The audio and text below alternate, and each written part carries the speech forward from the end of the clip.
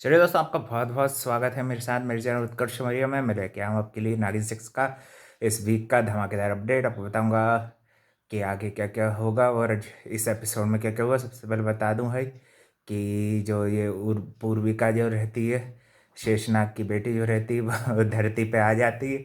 और वहाँ पे भाई उसको काफ़ी ज़्यादा फिर धरती पे आने में बहुत सारी प्रॉब्लम का सामना करना पड़ता है। पहले तो भाई भूखी घूमती है थोड़ी देर तक, फिर भाई चुपके चुपके से महर के घर में घुस जाती। छोटी महर जो रहती है उसके घर में घुस के बढ़िया उनका खाना पीना कर लेते हैं, छुपा छुपा के खा लेते हैं। जो महर की मम्मी रहती बना रही रहती है खाना, वो सब ये लोग चट कर जाते हैं तीनों, गोलू मोलू ये दोनों और ये लोग। और भाई यहीं पे परम और ये लड्डू का लड़का भी हो रहा रहता है, परम और नैना का। तो भाई नैना उसका आशीर्वाद मांगने के लिए प्रीति दीदी को बुलाती है। और एक और जो रघु के साथ ये त्रिशा नाम की जो नागिन रहती है, वो भाई ये दुश्मनों से जा मिली रहती है। वो भाई रघुवीर को भी बेवकूफ़ बनाती है और वहाँ से भी भाई फ़ायदा उठाना चाहती है। वो भाई दोनों तरफ से इनको भी एक नहीं होने देना चाहती। रघुवीर और प्रार्थना को भाई इनके बीच में भी दूरियां खड़े करने में इसी का हाथ रहता है।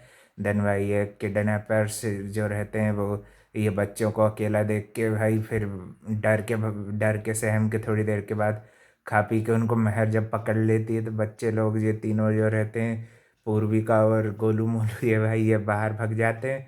तो भाई बाहर एक जो बूढ़ी औरत रहती है, वो इनको भाई भीख मंगवाने वाली गलत गाड़ी में बहला फुसला के बैठा लेती है। मगर भाई प्रार्थना उस बार इन लोगों की रक्षा कर देती है। और फिर भाई बाद में भी इनके ऊपर एक और ये लैब वाले जो रहते हैं, ये भी एक और संकट आता है। और भाई फिर जैसे ही इनका रोका चल रहा रहता है नैना का और परम का, तो भाई उसी के बीच में आग भी लग जाती है। तो तब भी भाई प्रार्थना आती है बचाने के लिए सबको और बचा के निकाल लेती। फिर भाई ये जो जहरीली नागिन रहती हैं, इनके साथ ये जो त्रिशा मिली है, ये भाई उनको कोई विशेष जहर भी दे देती है। तो उससे भाई वो बहुत खतरनाक, ये सपोलियां नागिन जो रहती हैं ये बहुत खतरनाक हो जाती हैं और भाई सबको मारने लगती हैं ये। और भाई उसी में भाई छोटी महर जो रहती है वो भी घायल हो जाती है। और एकदम से भाई फिर धीरे धीरे करके पहले जो महर जो रहती है अपने मम्मी पापा के लिए, ये जो इनकी लड्डू की शादी में बोलने के लिए, भाई नैना की शादी में बोलने के लिए जब रहता है बातें, तो भाई वो स्पीच तैयार कर रही रहती है, अपने मम्मी पापा को अप्रिशिएट करने लगती है। तो भाई उस टाइम पे फ्रस्ट्रेट होके प्रार्थना जो रहती है वो सब कुछ को छोड़ के जाना चाहती है। और रघुवीर से भी भाई ये एक दो बार ऐसे गाड़ी के सामने जब होर्डिंग लगाए रहती, तब तब भी ये रघुवीर से भी टकराती है। ये जो रहती है ना महर जो रहती है, छोटी महर, वो उसको रघुवीर का नेचर काफ़ी अच्छा लगता है, फ्रेंडली टाइप का। और भाई एक और बार ये सारे बच्चे भाई बड़े में भी बहुत अच्छे लिए हैं भाई, काफ़ी अच्छा लगा। मैं तो भाई चाहूँगा बहुत जल्दी इनका और प्रार्थना का रियूनियन भी हो भाई, रघुवीर प्रार्थना के बीच की भी जो मिसअंडरस्टैंडिंग दूर हो। और रघुवीर भी वहाँ पे भाई ड्रीम देख रहा रहता है, उसकी बच्ची को ले जा रही रहती है प्रार्थना ऐसा वाला, और दोनों लड़ रहे होते हैं अपने हक के लिए कुछ। और भाई ये जो स्वर्णा जो रहती है नागलोक के अंदर में भी, ये भी भाई काफ़ी चिंता में दिखती है। और भाई थोड़ा बहुत तो मेरे को लगा ये सत्ता के लिए भड़काने की भी कोशिश कर रही थी, मगर इसकी चिंता भाई जो पूर्विका के लिए थी वो बिल्कुल सही लग रही थी थोड़ी बहुत। फिर शेषनाग भी अपनी किताब में देखते हैं तो उनको भी भाई एक पावरफुल शक्ति का एहसास होता है। और भाई फिर जैसे ही ये जो प्रार्थना रहती है ये डॉक्टर्स के पास जाती है, तो भाई डॉक्टर्स इसको डायरेक्ट बता देते, बोलते इसके अंदर जहर बहुत ज़्यादा जा चुका है। और भाई ये जहर ऐसे ही नहीं महर के अंदर चला जाता है, ये भाई पूर्विका को बचाने की कोशिश करती है, क्योंकि पूर्विका के ऊपर सारे घेर लेते हैं सब ये जहरीली सपोलियाँ जो रहती हैं। और भाई उसी को बचाने के चक्कर में महर को भाई बेहोश हो जाती। फिर भाई प्रार्थना उसको मंदिर के पास लेके जाती है, काली माता के लिए रौद्र तांडव करती है भाई। जब वो भाई ऊपर जाने वाली रहती है फिर से 4 दिन का, क्योंकि उसका समय भाई पूरा हो चुका रहता है।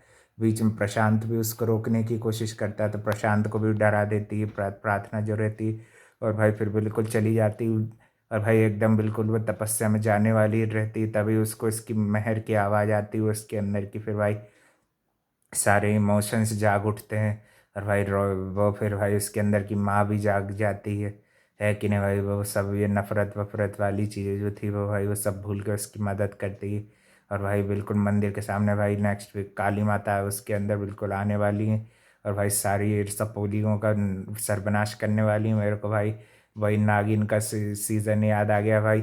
शिवन्या से सवाल क्या बचाई थी ना, बाहुबली बन के जब शिवन्या ऐसे ले जाती शिवलिंग को, और भाई जब वो बचाती है काली माता से प्रार्थना करती, मेरे को भाई वही सीन याद दिला दिया। तेजस्वी ने क्या वर्ल्ड क्लास एक्टिंग की है भाई। और भाई मेरे को पक्का लग रहा है मेहर बच जाएगी भाई, क्योंकि सारे काली माता आएंगी तो भाई ये सब सबसे पहले तो मेहर को भी जीवन दान जरूर देंगी भाई।